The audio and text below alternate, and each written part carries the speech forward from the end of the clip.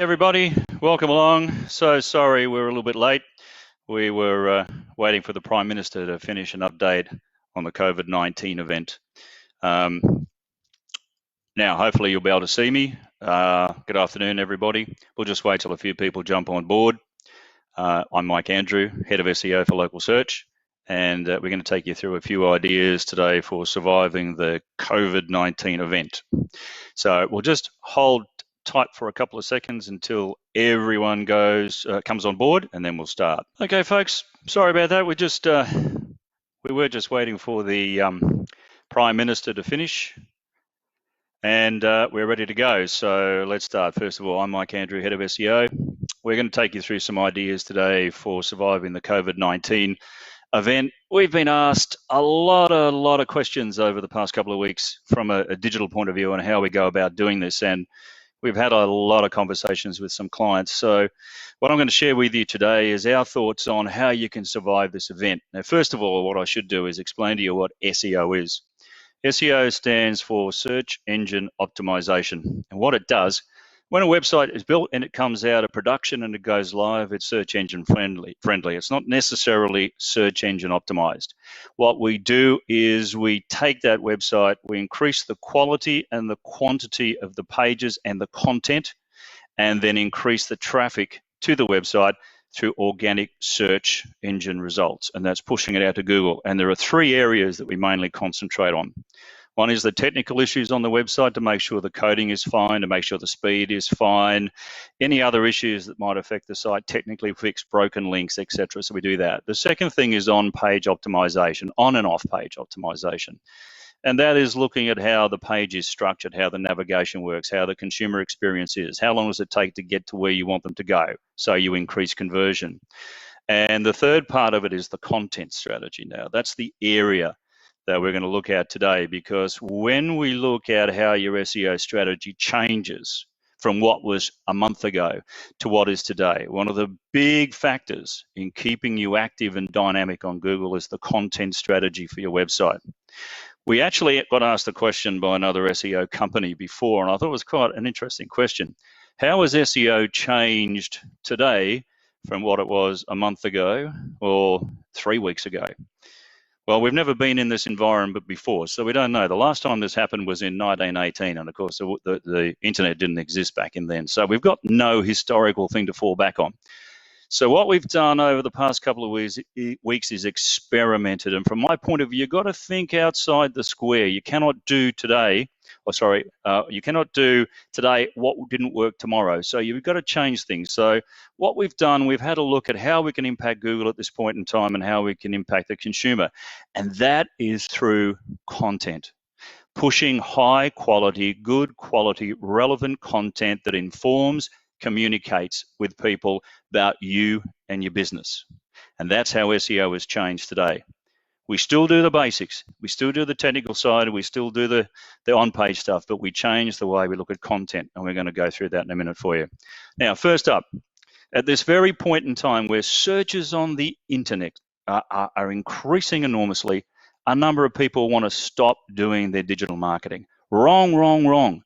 Now is the time that you need to increase that digital marketing.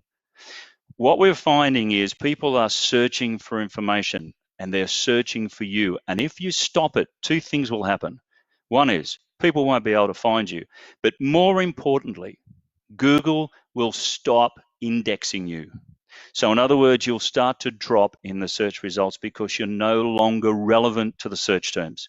It's looking for information. It's looking for updates. It's a solution provider, and it tries to provide a solution to the consumer. You should be the solution. And if Google finds that solution good enough, it'll provide your solution to the consumer. So let's just have a look at what's happening. First of all, let's just take tradies, because that's a big part of what we do. When you have a look at the week commencing the 29th to the 4th of April, last week, right? This is what was happening. Plasterers, search increases up 61% from the previous week. That's people going online and searching for plasterers. Cabinet makers up 58%. Fencing contractors, search volumes up 23%. Electricians 15%. Plumbers 13% increase. Emergency water heating searches have increased over the last couple of weeks. Plumbers near me searches are also very, very high. Roofing contractors up 11%, tilers 8%, and handymen, which is not me, up by 5%. Now, when you have a look at other types of trades, other businesses, mechanics up 40%. Truck mechanics near me up 80%. Mechanics near me up 50%. Can I get my car serviced during a lockdown up 300%? And fixed price car service up 300%. Now, why on earth would you want to stop marketing on the internet? One thing we have realized is that mobile search results or mobile searching trends have actually slowed down over the last couple of weeks, and desktop is at a high, higher than it has been for the last 12 months or so. And the reason for that is that what's happening is people are sitting on a desktop like I am now, and they're doing searches. So mobile, not so much today, more desktop. So we are changing the way we optimize sites just a little bit so we make sure that desktop optimization is as spot on as it can be. Let's just have a look at, say, another category, dentists. Now, we know that dentists, for instance, have a bit of an issue and they've had to close and can only treat emergency cases.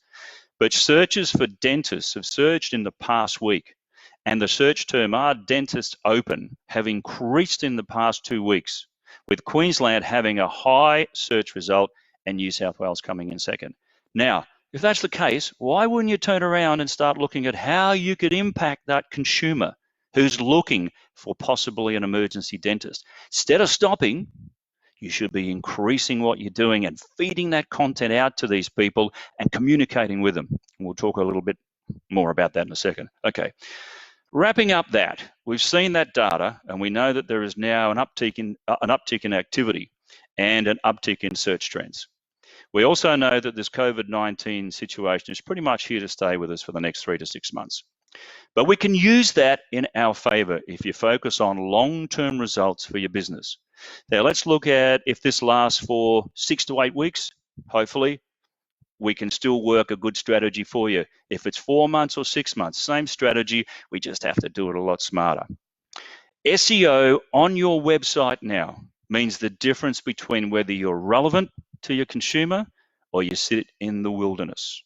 So when it comes to your customers and to Google, dynamics are best. So when this event is over, if you stop now, you'll miss out on the boat. If you keep it going, your website stays dynamic, your content strategy is in place, Google will love you and you will maintain that organic position, which is most important.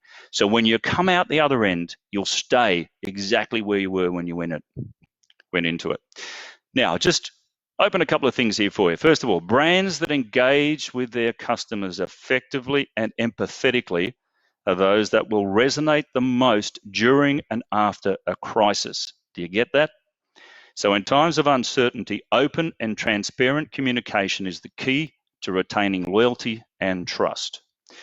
In a crisis, and I think this is a very important part, information is only helpful if it's relevant and accurate. Now, this may range from crucial business announcements on changes to your operations, updates on specific company initiatives dedicated to how you're being affected or how a community is being affected by COVID-19, or any concessions made to purchase process to better accommodate the consumer's situation or the customer's situation. Now, I gave you an example of all those search volumes. So a mechanic, you've got the prime opportunity to start marketing to that search volume that is on the web, and we do that by content. So, bearing the above in mind, here are some ideas that can be implemented for our clients and that we're working on together now. And that is, first of all, we need to maintain the dynamics of both your website and your Google My Business page. And we need to push these out to Google frequently with information that is relevant to the consumer and is accurate to the consumer about you, your business, your product, what you do, how you do it, and most importantly, how you service your customer. So we've seen a client's website stop updating content, and what happened was their impression share and their organic rank suffered within about 24 hours. We saw a drop in it. And at times like this, Google and Bing are looking for updates to inform and advise searches. So sites that provide relevant content will be rewarded and will become more relevant to their customer than ever before. So during this event, websites that drop in organic share will have a very, very hard time recovering once the COVID-19 virus event is over. And therefore, it is vital that business maintain organic and impression share moving forward. It will keep you dynamic and keep you alive in Google's eyes. Because remember one thing, your business is only as good as Google says it is. So GMB and website. Let's have a look at GMB, what you can do. First of all, Google My Business is a free product that you can use to push out your business to the consumer. It should always be in sync with what you do on your website. My strategy is always to post website first and then to Google My Business, because then we have a synergy between what happens on the website and what happens on the Google My Business page. So update your business profile on Google. Update your hours or status. People are looking for you. And there's one of the most frustrating things is when you find a business and it's not open, it's not operating, and they haven't updated their Google My Business page. Google at the moment is really, really keeping an eye on what happens in Google My Business pages. They've put a special section in there called COVID-19 updates, and they want you to use it. And the reason you use it is to get those announcements out there. Google's looking for it, so use it. So edit your hours or mark your business as temporarily closed if needed, but please do not close it. If you want to mark it temporarily closed, that's fine, but don't close it, because it's a devil hard time to get it back in line again when you close it. Confirm your phone number. Double check that your phone number and your messaging, if you want to use messaging on Google My Business, turn them on and make sure your phone number is correct so people can call you, and post updates regularly. Same with your website. So let's have a look at what content ideas can be posted on both your website and your Google My Business. And this is relevant to either one. It doesn't matter which one you use. These are both relevant. First of all, how the business is continuing to operate during the next few months. What steps are in place for you to help your customers? Talk to them. Tell them what you're doing. FAQs, frequently asked questions. These can include, depending on your industry, and you can change these depending on what you are, whether you're a tradie, retail, or a service-based industry. You can change these, and we can help you there. First of all, tips on staying healthy at home. What do you do? How do you do it? How do you stop from putting on weight? How do you stop your mental health? What do you do? So you send these messages out. If your company is a health-related company, you're a clinic, you're a beauty clinic, a salon, whatever you are, you can use your GMB to push these messages out. What activities can be done at home that are relevant to your business? What happens if my washing machine breaks down? What do I do? Where do I go? I go to the web. So how do I know the tradie's going to come to my home? How do I know what he's going to do or she does when she comes to the door? What precautions are you taking as a company? How do I contact you? Will you come to my home? What precautions will you take if you home visit? How to keep your skin in good condition?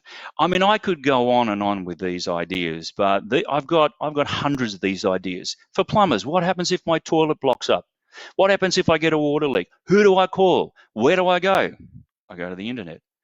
And then I don't find any relevant information from these tradies, so what do? So it's important that we update this information not only on your Google My Business page, but also on your website. Things like online consultations. Do you do them via Skype? Do you do them via Zoom? Can I talk to you? Do you still do home visits? How can you help me through this event? These are all very, very important content ideas you can push out on your website and your GMB page. Article content should also be included, and what that would be around general topics depending on the business, and it should be relevant and up to date. Your posting schedule should be varied, but I would suggest, and we've tested this and it's worked a treat, at least 2 to 3 times a week would be really, to me, my recommendation on keeping that site dynamic, keeping the Google Spider visiting your site, getting that content indexed so that consumers can find it. Very, very important. It keeps your website dynamic, posting content, Just normal page content doesn't do it, but pushing it out via your blog, pushing it out via your latest news section, pushing it out through your GMB and syncing them and coordinating them, even doing EDMs, all of this stuff should be coordinated so that you get a unified message out to your consumer. By doing it this way, you keep the site dynamic and you keep your GMB page dynamic. We also can use a special piece of markup that goes behind the scenes on the site. You don't see it, the consumer doesn't see it, but it identifies to Google special content that is related to the COVID-19 event. That's important because that is the search term at the moment that's really, really hot. So as soon as we get that, we push it out and we tell Google and get Google to grab it. We optimize it properly. We push it out. We put this piece of schema code behind it, which identifies it to the search engines. And in a lot of cases, we can get it to rank really highly. Here's an example. We've been working with a dentist who put some tips out on keeping your teeth healthy and what you can do during this COVID-19 event by pushing it out, creating an authority figure of that particular dental professional. What happened was they were second under the Australian Dental Association recommended on a general Google search. How good is that? That's because COVID-19 was part of that content and it was pushed out by Google. They have an authority. Perfect stuff, and that's what we need to do. A mechanic can become an authority. Plumber can be an authority. Depends on how long you've been in business, your trust elements, etc. All of these are very, very important for you in surviving in business today. Other things we can do is reach out to customers to see how they're doing. Start conversations, build connections with them. People will be craving for human interaction, and you can do it through a combination of your website and your Google My Business page. Make sure that you're honest and transparent though, and don't create fear. Your post should show empathy and compassion rather than stress or fear. You're providing a solution to the problem that I have sitting at home, and I need you, but I got to be able to find you. Look for opportunities to help people as well. Use GMB to reach out to those in need and see if you can help. How can you help me fix my problem?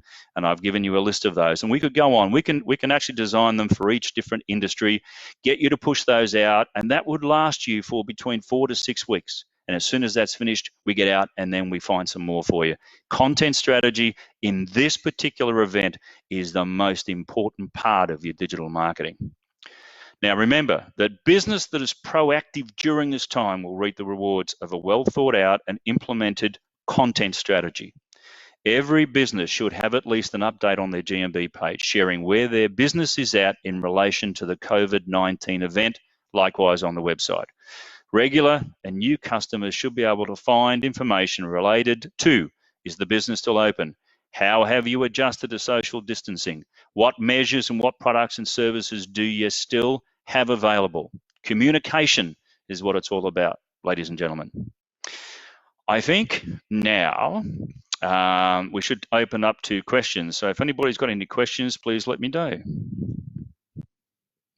Oh, I noticed there's somebody's put a post there saying getting a car service while in lockdown is a little bit misleading. It's not misleading. It's Google telling me that search term has been an increase of 300% over the previous week. Though, historically it can't be compared. I'm comparing it to what? We've never had an event like this. I just look at what happened last week to this week, and that search volume has gone up. Search volumes are up. What else can I tell you? Search volumes are up, and that's the percentage that they are up. People are stuck at home. Can I get my car serviced in a lockdown? Where do I go? Who do I go to? People are searching for all sorts of events. We know for a fact last week that blocked toilets was a high search term in New South Wales because people who were locked up at home were obviously flushing things down their toilet and they were getting blocked. So blocked toilets became a high search term, and we know that's changing all the time. So that search term comes directly from Google, not from me. Any questions? What I might do is, there's a couple of questions we got actually through an Instagram post a little while ago. So let me just open that up for you and I'll take you through what those Instagram questions were. Okay, Well, this is a question probably related to how we do SEO. What are the first things we look for when we're doing SEO? What I look for essentially is where the website sits right now on Google. How relevant is it to Google? If it's not very relevant to a search term, and that search term might be car mechanics Rabina, mechanics servicing Miami, for instance, then what I'll do is I'll work out why the site doesn't rank highly. And once we've determined what that issue is, we can then go and have a look at those three key areas that I mentioned. One is the technical aspects of the site. Is it fast? Is it slow? Does it load quickly on a mobile device? Is there any issues with the technical side of it, like coding, and issues such as broken links? Can I get to where I want to go very quickly navigation-wise? Does it take me 1, 2, 3, 4, 5, or 15 clicks to get an information? Is the phone number readily available? All of those issues we look at. Then we go to the on-page structure. Where is your product listed? What's the page structure like? Does it fit with Google's best practices? We might change a lot of the original design of your page to make it more search engine optimized rather than search engine friendly. Most websites today are search engine friendly in the fact that they're responsive. So they look good on whether you're on a small tablet, a mobile phone, and or a desktop computer. It's not the point. It depends on how relevant it is to the search term. And what we do is we turn then, the third part of that equation is content. We turn that content around and we optimize it for that keyword search result. Now, keywords used to be the holy grail of search engine optimization. Not so much today. We look at other elements too, such as voice search optimization. We have a look at how the relevancy of search elements or keyword repetition within a piece of copy. So we have a look at how relevant that is to the search results. What we do then is we'll make a lot of changes to the website. So we improve it so that it becomes more relevant to the search results. We push it out to Google. We talk to Google all the time. We clean it up. We remove any of those 404s, which are pages not found, clean up the site technically, move it out. And quite often when we do that, we will actually see an increase in the organic performance of the site. So that's the first thing we look at when we start SEO on a campaign. What's a common error businesses are making that could hinder them during this time? First of all, lack of communication and a lack of content being pushed out. Communication with the consumer is most important at this very point in time. Businesses that don't communicate with their consumer will actually lose in this battle, and that's one of the biggest errors that you make. And it doesn't matter what type of business. We have a business that is closed. He cannot operate, but we have a strategy in place for him to keep him alive with his content. And so far, over the last 2 weeks, we've had an impression share. That's the number of times Google is serving his website out to search results, is actually gone up. His clicks have gone up. The content on the site is now all related to how he's operating now that he can't open the business. He's still taking bookings for the next, 6 weeks, 8 weeks. He's talking to people via a Zoom link so people can talk to him just like this. And that's how he's staying current and relevant to his consumers. And Google's rewarding him for it. And that's one of the things you can do quite easily to maintain your relevance. Would you recommend pushing reviews at this stage is a question? No, Google has actually stopped all reviews at this point in time because the prospect of getting bad reviews for businesses is probably not as relevant. So they have actually stopped the reviews. So at this stage, don't worry about them. Another question was, how can SEO help a business pivot in this unprecedented market? Again, sometimes we need to change the focus of the way that a website is set up. What we look at in SEO is the commercial viability of keywords and positioning on Google. There's no point being number one for a keyword when there's no search volume. It's like building a business up on the top of the hill, having no electricity, having no roads there, no signage, no telephone number, and then expecting it to survive. It just doesn't work. We all know that being on the page or page one or the first page of Google is probably the best way of being able to be found by a consumer. Nobody goes to page 2. Very few people on page 3. So it's all about getting you on page 1. And if we can get you in the top 5, even better. So essentially, what you need to do is basically change sometimes the focus of the campaign. And we've done that. To me, SEO is dynamic. What we might have optimized for you yesterday, we might change today as the market changes and fluctuates. So from my point of view, what we do with SEO is dynamic. It's changing every day. So it's never static, it's always dynamic. And pushing content and working relevant content out for your consumer based on your business is the best way for you to take this market by storm. Why haven't I seen my SEO improve after making changes? Right. Sometimes it takes Google some time to recognize when a website has been improved. We can push it out. We talk to Google. We get a recrawl happening all the time when we make a change. Now, we have to be very careful in the way we do it. If we make too many changes too quickly, Google knows that a professional SEO person is working on the site, and it can go the opposite way. So everything we do has to be like a mum and pop type environment. It slowly changes over a period of time. Now, I'm not talking months. I'm just talking that we've got to be careful about how we do it.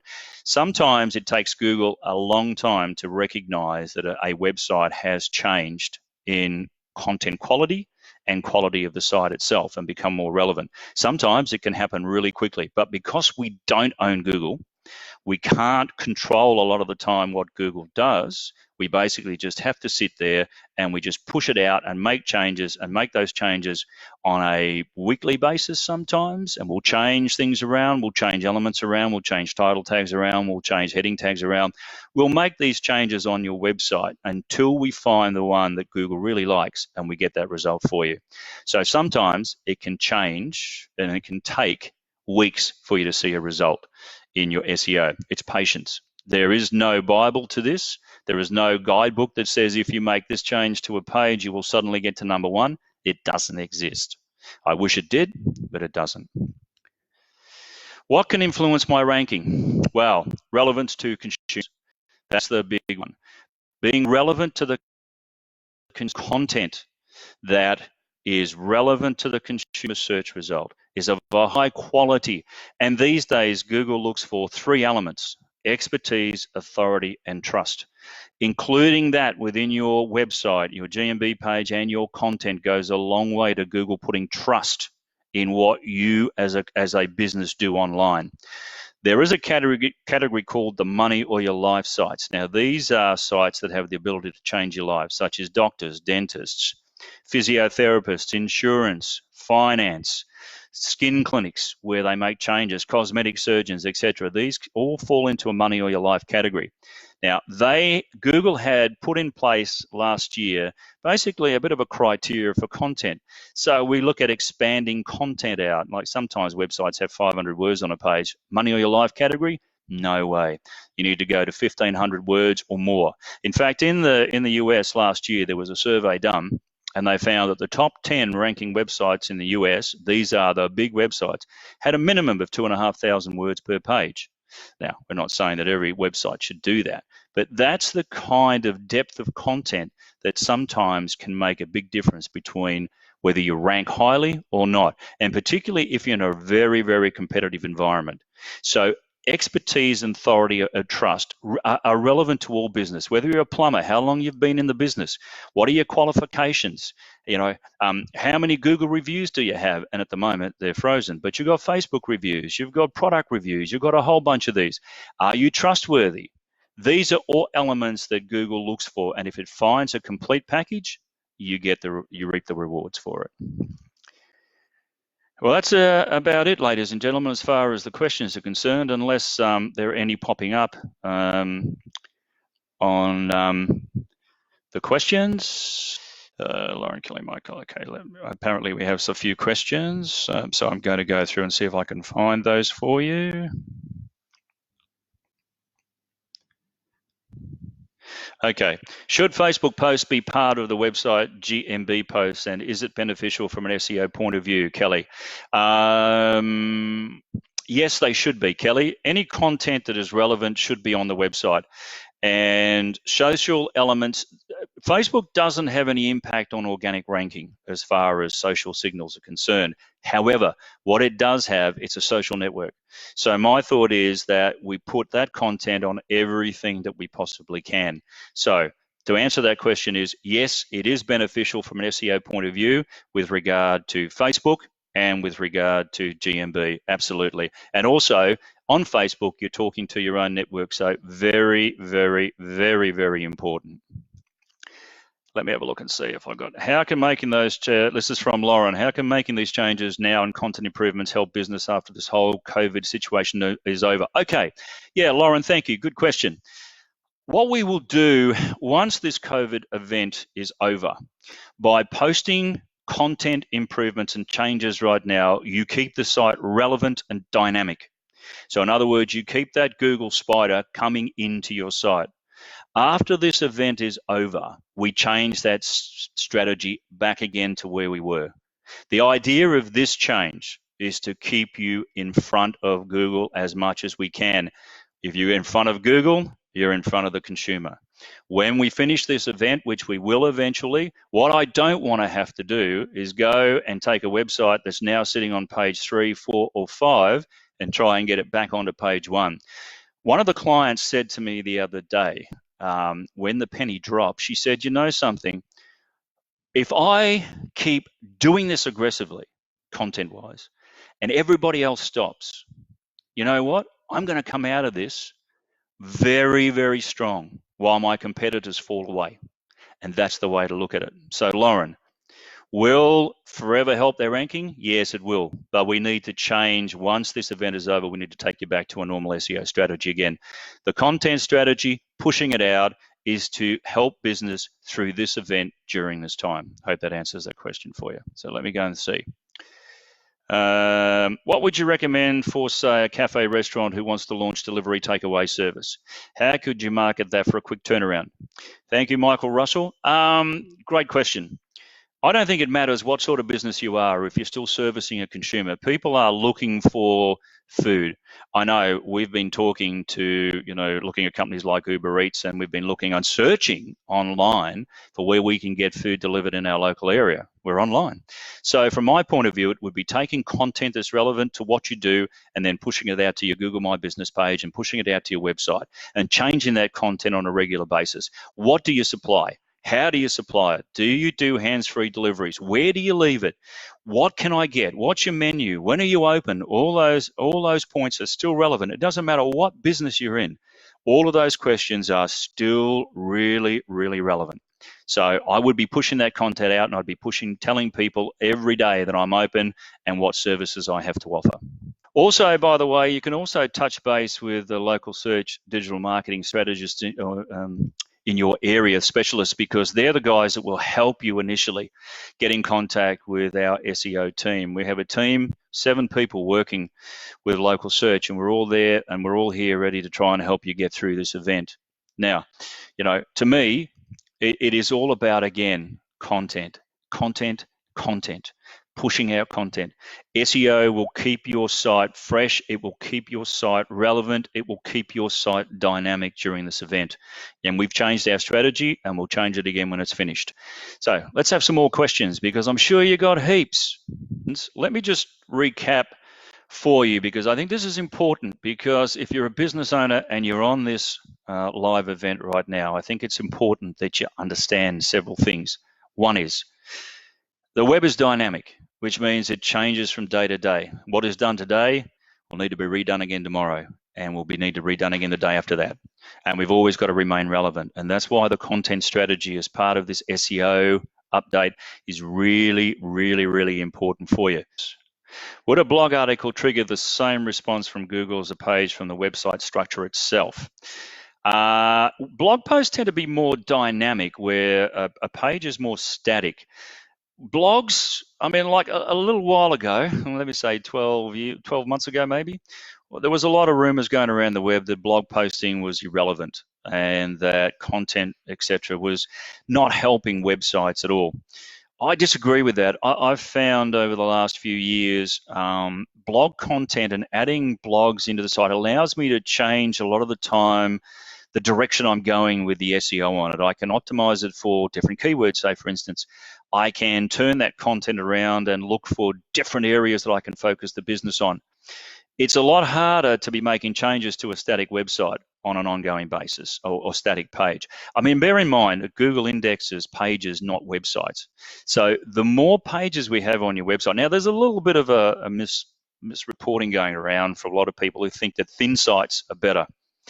Thin sites are not better for Google. Google likes resource-heavy sites, those sites that give people takeaways. And one of the things we like to do when we post a blog, say for instance, is create it into a PDF so that people can download a PDF version of that piece of copy. That's another good idea for you during this event, is turning those blog posts, those suggestions on what you can do at home, into takeaways, PDFs for people to download, putting your logo on it, putting your business address on that, and then creating a PDF takeaway. You get two things. One is that you get the page indexed in Google, and the second thing is, or the blog into Google, and the second thing is you get the PDF indexed into Google. So you get 2 bites at the cherry. A website that's got 1, 2, 3, 4 pages has a small chance of coming up in the search results. A website that has 200 pages had 200 opportunities of being found for different search results and different keywords. For me, I think in this event, changing your static pages to reflect your business is important, but updating more regular content on a blog post and or your GMB is just as important. And in fact, I think at this stage, it keeps your site dynamic because it creates a new URL structure when you add a blog post to a site. We push it out to Google and it builds those URLs or those pages within your site, which increases your value in the Google index. So I hope that's answered that question for you. What do I use to get your keyword searches right? Okay, lots of tools out there. Keyword Planner is probably an easy one because it takes information directly from the Google search. So you can put that in. The other thing you can do is use Google Trends as well, so you can see what's trending around the place. And some of those stats I used at the start of this presentation come from Google Trends, so we can see what's happening with trends on different products, different services within different states within Australia and different countries, and you can see how things change over a period of time. You can go back a few years and you can see what happens with searches. So you can get a good idea of the way that the people that are searching for product and or services are changing, and how current events and current news stories impacts what you do on the web. For example, one of the things that we can do, and this is why this COVID-19 event is so important, and I should mention this, I forgot about it, so I just remembered it. So what we do is, if we find an event that's being covered by the news media, and there's a lot of searching going on, by adding a blog post into your website that captures that target keyword phrase, we quite often can get you a high ranking on Google because you're tapping into a high searched volume keyword. And we've had a lot of success. As an example, there was a current affairs story ran a little while ago about the lady that had the injection into her lip, and it caused a bit of a problem.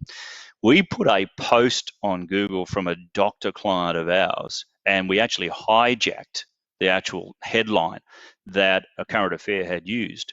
Within about a day to 2 days, his post sat at number 2 under a current affair, and we'd hijacked the doctor that originally made the point. We hijacked his story for our client. That's how powerful tapping into what media search can take, and where it takes you and how it can take you is very important. That's why COVID-19 is a very interesting term to tap into at the very moment, and that's where content helps. What's your preferred platform to perform SEO on? Are there any that are not worth it? No, there's no site that's not worth it. We tend to find we have the best results when we're using websites that we can actually get in and manipulate the code on the back end. So we can make changes dynamically without having to worry about, templated sites, etc., which is why we find, the sites like WordPress are really easy for us to work on. They're really easy to perform changes on. They are quite search engine friendly. Google likes the URL structure and things like that, so we find them easy. The only sites we find really difficult to work on are template-driven sites where we can't manipulate the code, we can't make enough changes in the back end because it's restricted to us. We can't get enough and we can't get access to it. We really are limited by what SEO we can do. But in saying that, we can do SEO on any site at all. Content. Thank you, Kevin. Content. Should the wording be changed when carrying the content over to GMB from your website? No. There is no duplicate content penalty when it comes to things like that. Duplicate content penalty is a bit of a misnomer because there actually isn't a penalty for it.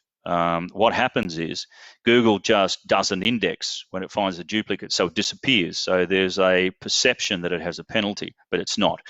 Duplicate content on a website should be avoided at all costs, but there is no duplicate content at all problem with having it on GMB and having it on your website. It's a consistency element.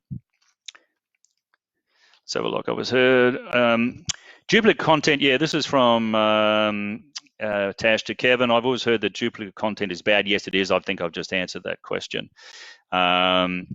One of the things too, I think you can do first of all is if you subscribe to the local search digital newsletter, you'll get a rundown of all these tips for you. And if you do want to have a chat to us at any stage, just contact your digital marketing specialist in your area. And those guys are really, really good at being able to contact us, and we can have a chat to you, and happy to help out in any way we can. Let me have a look and see. Can I get to the top of GMP? Interesting one. Okay. At the moment, let me put it this way.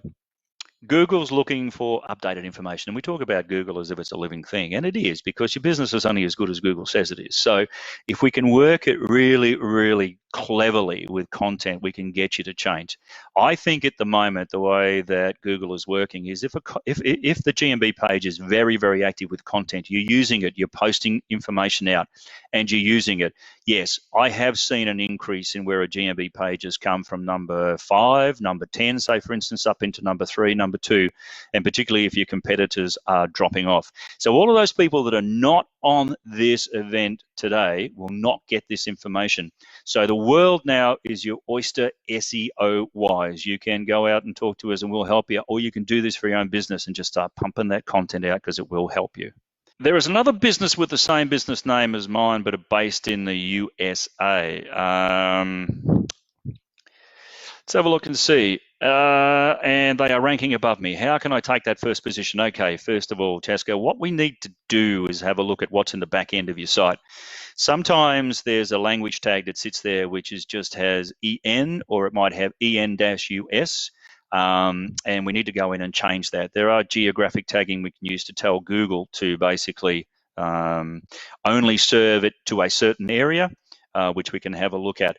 And yes, you can actually get it ranking above yours because Google will always serve a country top level domain, which is .au, for instance, over a .com in the country of origin. Where it can't find a relevant .au, it will always serve a .com, because a .com is a top-level domain. A .au is a country top-level domain.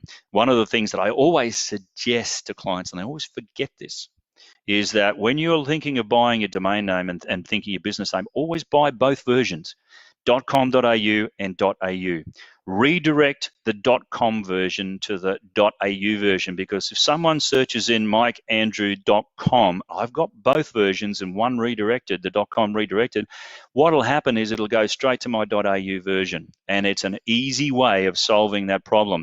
The other thing is too, it stops another digital specialist advising a client to buy a domain name that you've already got and writing off your shirt tails.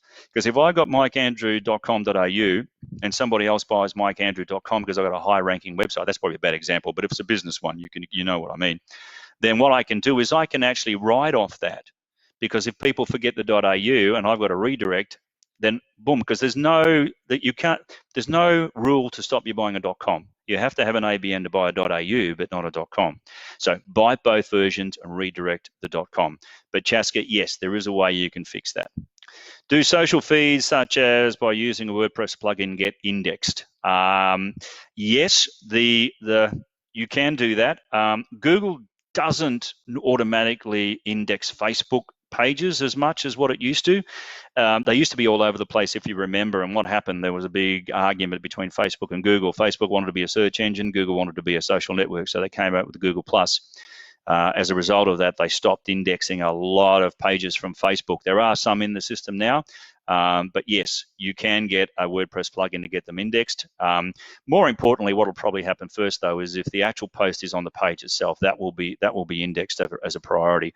But social, and don't get me wrong, social, GMB, and your website should all be a part and your EDMs are very, very important. 4 parts of that equation should all be, have a synergy. They should be all synced so that you're sending a uniform message out to your clients all the time, and do it often. And that's one of the secrets, I think, to surviving through this event, COVID-19 event. So if I can sum it up, it doesn't look like there's any more questions there, ladies and gentlemen. If I can sum it up, content, content, content. It's most important. Don't forget, if you want to get a list of the suggestions that I've put forward today and I've talked about, sign up to the Local Search digital newsletter, and we'll have a chat to Sarah and see if we can get this put up into a format that you can understand, and we'll send you a complete rundown of what I've talked about today. Well, that seems about it, ladies and gentlemen. I hope that you've got a lot of really, really helpful tips out of it today, that it helps you in some way survive the COVID-19 event. If you need help, you can reach out to us at Local Search. We're happy, really happy to help you. In fact, it will be our honor to be able to go and help you.